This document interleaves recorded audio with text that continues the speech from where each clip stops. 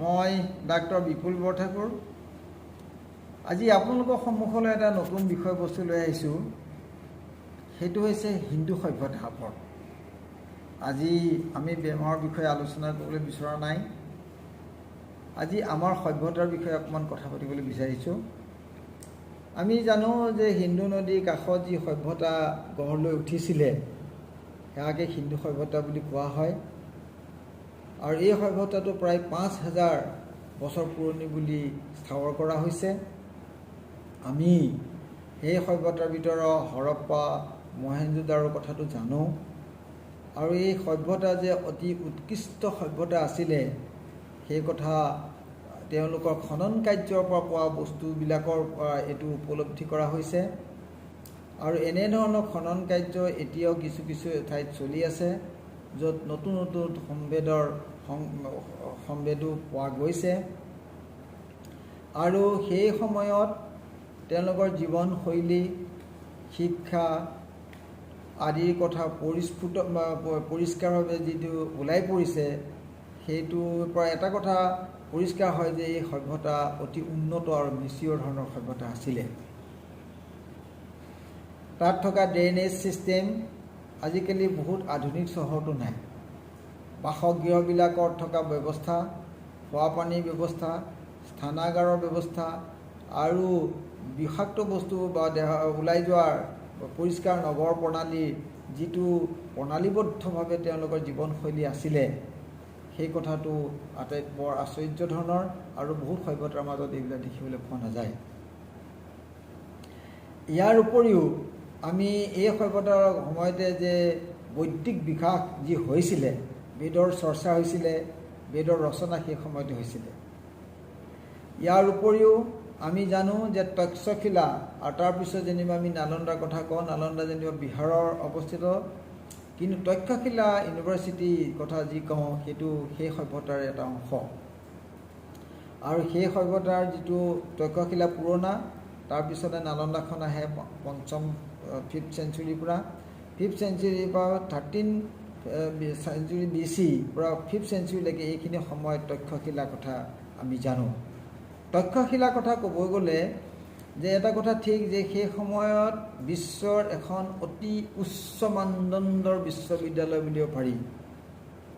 য'ত প্ৰায় 10,000 মান ছাত্ৰই একেলগে পঢ়িব পৰা সুবিধা আছিলে, য'ত 1200তকৈ অধিক শিক্ষক আছিলে। আৰু তাত ইমান উচ্চ ধৰণৰ শিক্ষা পদ্ধতি আছিলে, সেই কথাটো অতি বিস্মিত হয়। এতিয়াও বিজ্ঞানীসকলৰ মাজত এটা চৰ্চাৰ বিষয়। আৰু তাতে শিক্ষা ল'বৰ কাৰণে পৃথিৱীৰ বিভিন্ন ধৰণৰ পৰা ছাত্ৰসকল তাত আহিছিলে। ইউৰোপৰ এতিয়া গ্ৰীচেই হওক বা আপুনি মিডিল ইষ্টৰ কাণ্ট্ৰিবিলাকৰ পৰাই হওক বা ইভেন আমাৰ ছাউথ ইষ্ট কাণ্ট্ৰিবিলাকৰ পৰা হওক, তাৰ পৰা ছাত্ৰসকলে গৈ পেলাই তাত পঢ়িব গৈছিলে। সেই পিছত 5ম শতিকাৰ পৰা আমি ইফালৰখিনিত নালন্দা বিশ্ববিদ্যালয়ৰ কথা জানো। নালন্দা বিশ্ববিদ্যালয়তো তেনেধৰণৰ শিক্ষা ল'বৰ কাৰণে বিভিন্ন ধৰণৰ ঠাইৰ পৰা আমাৰ ছাত্ৰসকল আহিছিলে। আমি হিউৱেন চাঙৰ কথাটো জানো যে চীনৰ পৰিব্ৰাজকে ইয়াত পঢ়ি শুনি পিছলৈ শিক্ষাও দান কৰিছিলে। কালক্ৰমত এইবিলাক ধ্বংস হ'ল। শত্ৰুৱে আক্ৰমণ কৰি পেলাই যিটো ধ্বংস কৰিলে। নালন্দা বিশ্ববিদ্যালয় কোৱা যায় যে তাত ইমানেই কিতাপ আছিলে আৰু ইমানেই শিক্ষা ভাণ্ডাৰ আছিলে যে গোটেই কিতাপখিনি যদি শেষ কৰিবৰ কাৰণে 3 মাহ সময় লাগিছিলে। সেইখন ধ্বংস হ'ল। কিন্তু তথাপিতো এইবিলাক ধ্বংস হ'লেও,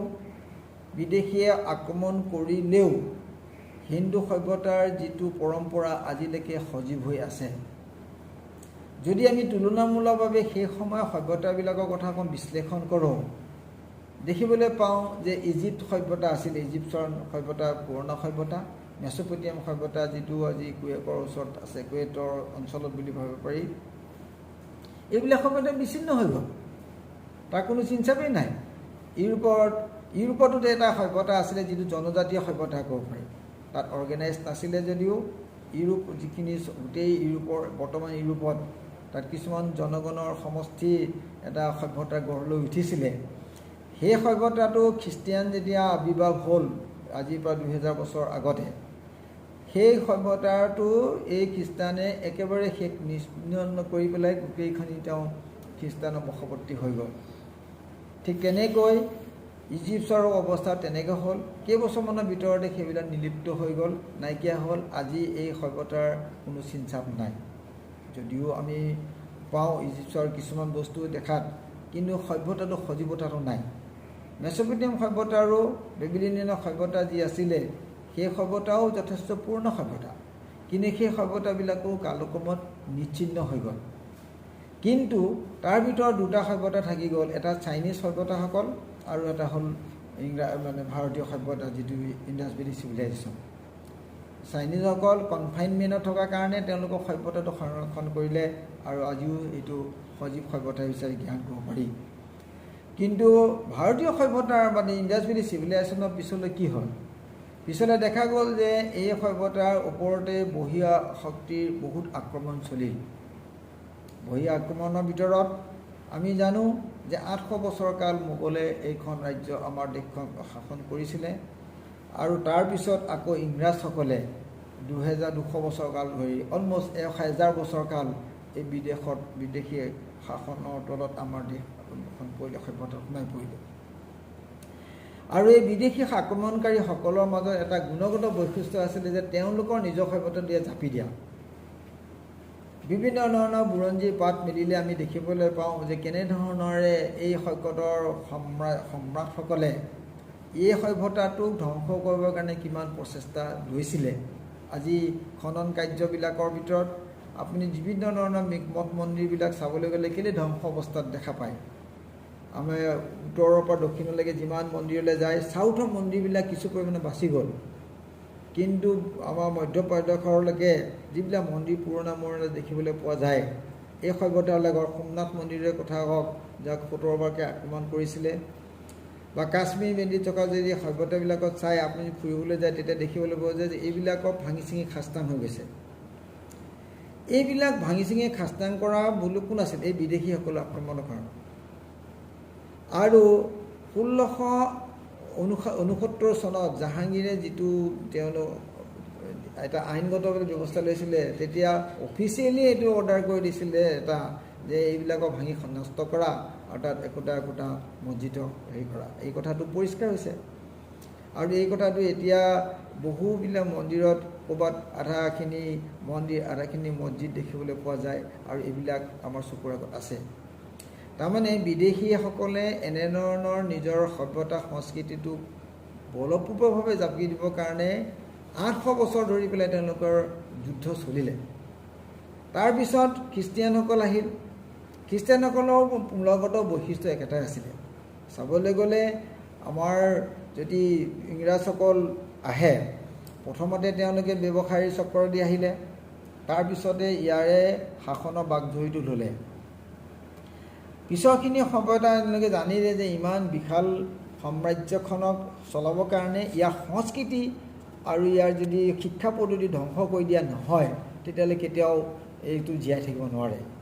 আৰু এই কথাটো ইংৰাজসকলে বুজি পাই 1832 চনত তেওঁলোকে এটা আইনেই প্ৰস্তুত কৰি উলিয়াইছিলে, যি মেকলে কথা কোৱা হয়। আচলতে মেকলে শিক্ষা ব্যৱস্থাটো বেছিকেলি ইয়াত চলি থকা যিটো শিক্ষা ব্যৱস্থাক তাক ধ্বংস কৰাটো উদ্দেশ্য আছিল, কাৰণ আমাৰ শিক্ষা পদ্ধতিটো বৰ উচ্চ আছিলে। সেই সময়ত ইংৰাজসকল অহাৰ আগতে ভাৰতৰ GDP গোটেই ৱৰ্ল্ডৰ GDP 1/4, তাৰমানে 25% আমি কণ্ট্ৰিবিউট কৰিছিলোঁ। পৃথিৱীৰ যিমানখিনি উৎপাদন হৈছিলে তাৰ 25% অকল ভাৰতবৰ্ষত হৈছিলে। আমি ইয়াত এক্সপৰ্ট কৰিছিলোঁ। বহুতখিনি জেগাত আমি বস্তু দিওঁ আৰু বহুতৰ পৰা আমি সোণ লৈ আহোঁ। আকৌ ইতিমধ্যে আমি বিভিন্ন দেখা যায় যে ইংৰাজসকল যেতিয়া গ'লগৈ, তেতিয়া আমাৰ এই GDPটো কমি আহি 3-4% পালেহি। তাৰমানে 25ৰ পৰা কিমান চুচিলে, কিমান নিলে ইংৰাজসকলে। অকল সেইটোৱে হ'লনে? নহয়। তাৰ ওপৰতো আমাৰ এই সংস্কৃতি ধ্বংস কৰিবৰ কাৰণে তেওঁলোকৰ প্ৰচেষ্টা কি আছিলে? পোনপ্ৰথমতে তেওঁলোকে গম পালে যে এইটো দেশক চলাই ৰাখিবৰ কাৰণে এটা ইহঁতৰ মূলগতভাৱে এয়া শিক্ষা পদ্ধতি ধ্বংস কৰা আৰু ইয়াৰ উচ্চ যিটো শিক্ষা পদ্ধতি আছে তাক নিৰ্মূল কৰি পেলাই তাক ইংৰাজী পদ্ধতি 1835 চনত 32 চনত এইটো এটা আইন হ'ল 35 চনৰ পৰা সেই কথাটো ইয়াত প্ৰযোজ্য হ'ল আৰু ইংৰাজসকলৰ ইচ্ছা কথা হ'ল যে ইয়াত তেতিয়া চলি থকা সংস্কৃত শিক্ষা পদ্ধতিটো আৰু পাৰ্চিয়ান আছিলে যিটো শিক্ষা পদ্ধতি এই দুটা পদ্ধতিয়ে চলি আছিলে সেই সময়ত কাৰণ পাৰ্চিয়ানসকলবিলাক বিশেষতভাৱে মোগলে স্থাপিত কৰা আৰু সংস্কৃতিটো আগৰ পৰাই চলি আহিছিলে আৰু পোনপ্ৰথমতে ইংৰাজসকলে তেওঁলোকক অকণমান আৰ্থিক সাহায্য দিও চলি থকাত এই সহায় কৰিছিলে কিন্তু 1835 চনৰ 32 চনত যেতিয়া আইন হ'ল তেতিয়াৰ পৰা ইংৰাজী শিক্ষা পদ্ধতিটো ইয়াত কৰা হ'ল ইংৰাজী শিক্ষা পদ্ধতি কৰাৰ লগে লগে ইয়াত চলি থকা যিটো শিক্ষা পদ্ধতি সেইটো নিৰ্মূল কৰা হ'ল তাক কোৱা হ'ল আনঅফিচিয়েল এইটো শিক্ষা পদ্ধতি চলিব নোৱাৰিব আজিৰ পৰা ইংৰাজীহে চলিব আৰু এইটো কৰাৰ লগে লগে তেওঁলোকৰ মাজত দুটা কথা আহি পৰিল মনত আহিলে যে ইয়াৰ সংস্কৃতিটোৰ লগত কেনেকৈ মানুহটো নিৰ্মূল কৰি দিয়া মানে আঁতৰাই ৰখা সেইটো কৰিবৰ কাৰণে তেওঁলোকৰ এটা কথা হ'ল যে ইংৰাজসকলৰ যে ভাৰতীয় তেজত ইংৰাজৰ সংস্কৃতিটো সোমাই দিয়া Indian blood with English culture এইটো এটা হাইব্ৰিড হ'ল সেইকাৰণে আমাৰ এই কথাটো আজিও প্ৰজন্মৰ মাজত দেখিবলৈ পোৱা যায় যে আমি এটা নিজকে নিজৰ সংস্কৃতিটো সেৱা প্ৰতিপন্ন কৰিবলৈ বিচৰা আমাৰ সংস্কৃতি যেন আমি খুব বেয়া আৰু বাহিৰৰ সংস্কৃতিটো খুব ভাল সেইকাৰণে আমাৰ মাজতে এতিয়া নতুন কিছুমান নতুন কথা ভেলেণ্টাইন ডে হওক ফাদাৰ্ছ ডে হওক মাদাৰ্ছ ডে হওক 25 ডিচেম্বৰে হওক 31 জানুৱাৰীয়ে হওক 31 ডিচেম্বৰে হওক ইত্যাদি দিনৰ পৰম্পৰাবিলাকৰ আচলতে বেছিকেলি আমাৰ নতুন সমাজত যে এইবিলাক কথা আহি গৈছে বেছিকেলি এই বস্তুটো তেতিয়াৰ পৰা চলি আছে যে ইংৰাজসকলে ভাৰতীয় ব্ৰেইনত বা ভাৰতীয় তেজত এই পদ্ধতিটো সোমাই দিয়া আৰু আজিও সেই কথাটো চলি আছে পিছৰ চৰকাৰবিলাকেও অৱশ্যে বৰ বিশেষ ইয়াত চকু দিয়া নাছিলে সেইকাৰণে একেটা পদ্ধতিয়ে আচলতে চলি আছিলে বহুত স্বাধীনতাৰ কালতো জৱাহৰলাল নেহৰুৱে হওক মৌলানা আব্দুল কালামেই হওক তেওঁলোকৰ এই পদ্ধতিটো ইংৰাজীত যিটো মহাত্মা গান্ধী বিচাৰিছিলে যে ইংৰাজ যাওক নাযাওক কিন্তু ইংৰাজীত যিটো আছিলে যে ইংৰাজীৰ বৈশিষ্ট্য সেই বস্তুটো যাব লাগে কিন্তু সেই বস্তুটো আমাৰ থাকি গ'ল আৰু আজিও আমাৰ থাকি আছে আৰু সেইটো কণ্টিনিউ কৰি থাকিবৰ কাৰণে ইউৰোপীয়ান শক্তিবিলাকেও একেখিনি কামেই কৰি আছে আগতে যিবিলাক ইউৰোপীয়ান শক্তি আছে তেওঁলোকে প্ৰথমতে শাসন কৰিছিলে কৰি পেলাই এই পদ্ধতিগতভাৱে তেওঁলোকে বস্তুটো নিৰ্মূল নিজৰ সংস্কৃতি তাত সোমোৱাই পেলাই নাইকিয়া কৰিছিলে আৰু যেতিয়া গুচি গৈছিলে কিছুমান জেগাতো সেইবিলাকে নিষ্পত্তি কৰি দিলে এতিয়া উদাহৰণস্বৰূপে চাবলৈ যদি অষ্ট্ৰেলিয়া বা নিউজিলেণ্ডত চাব গ'লে আগৰ এতিয়া তাত যিখিনি অৰিজিনেল লোক আছিলে তাৰ চিনচাপ নাই এতিয়া বগা চামৰা চেটৰ লোকসকলে দেখা যায় আচলতে সেইবিলাক অৰিজিনেল মানুহ নাছিলে নিউজিলেণ্ডৰ কথাটো একেটাই নিউজিলেণ্ডৰ কথা একেই তাতো আচলতে অৰিজিনেল মানুহৰ চিনচাপ নাইকিয়া হ'ল তাৰমানে তাত লোকসংখ্যা কম আছিলে তুলনামূলকভাৱে ভাৰতীয় সংস্কৃতিটো জাকি গ'ল কেলেনো ইয়াত ইমান বাহুল্য জেগাখনত আৰু এই সংস্কৃতি ইমান দ্বীপলৈকে সোমোৱা যে ইংৰাজসকলে চেষ্টা কৰিও সেই বস্তুটো নিষ্পত্তি কৰিব নোৱাৰিলে সেইকাৰণে আমাৰ সংস্কৃতি অপৰাজয় বুলি ক'ব বিচাৰিছোঁ এইকাৰণে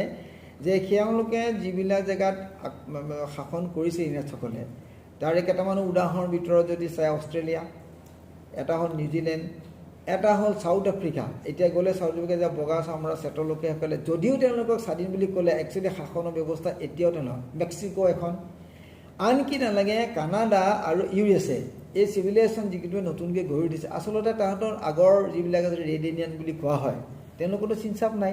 এতিয়া আমেৰিকা যিখন এখন বেছিকেলি কলম্বাছে আৱিষ্কাৰ কৰাৰ ফলত তাৰপিছত ইউৰোপীয়ান শক্তিসমূহে এইবিলাকে তাত গৈ নিজৰ কলনী আৰম্ভ কৰিলে ইংৰাজে ক'লে এইখন মোৰ জেগা এই ফ্ৰান্সে ক'লে এইখন মোৰ জেগা স্পেইনে ক'লে এইখন মোৰ জেগা অমুকে ক'লে অমুক জেগা ইত্যাদি যেতিয়াই কলম্বাছে আৱিষ্কাৰ কৰিলে তাৰপিছতে ইউৰোপৰ পৰা চববিলাক দেখি গৈ নিজৰ জেগাবিলাক স্থাপন কৰিলে সেইকাৰণে দেখা যায় যে ইউৰোপৰ কিছুমান মানে আমেৰিকাৰ কিছুমান জেগা ফ্ৰেন্সৰ প্ৰভুল্য বেছি তেওঁলোকে ফ্ৰেঞ্চ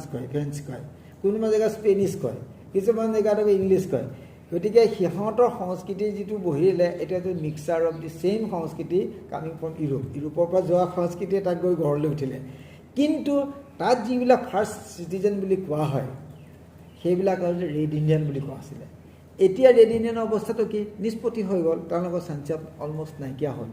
মেক্সিকোতো তেনেকুৱা একে অৱস্থা এতিয়া কানাডাতো একে অৱস্থা কানাডাতো এতিয়া নতুনকৈ বহুত কথা তথ্য আহি পৰিছে যে তাত দেখা যায় যে যিবিলাক অৰিজিনেল যিবিলাক লোক আছিলে সেইবিলাক নিশ্চিন্ন হৈ গ'ল তাৰমানে আমি যদি এই গোটেই বস্তুখিনি পৰ্যায়ক্ৰমে চাওঁ দেখা যায় যে কিছুমান জেগাত নিজৰ থকা ইণ্ডিজিনিয়াছ সভ্যতাটো নিশ্চিন্ন হৈ গ'ল তাত গৈ পেলাই নতুন নতুন সভ্যতা সাধাৰণকৈ যিবিলাকে এম্পেৰিয়েলিজিম সেইকাৰণে এম্পেৰিয়েলিজিম বা তেওঁলোকে সাম্ৰাজ্যবাদ এইবিলাক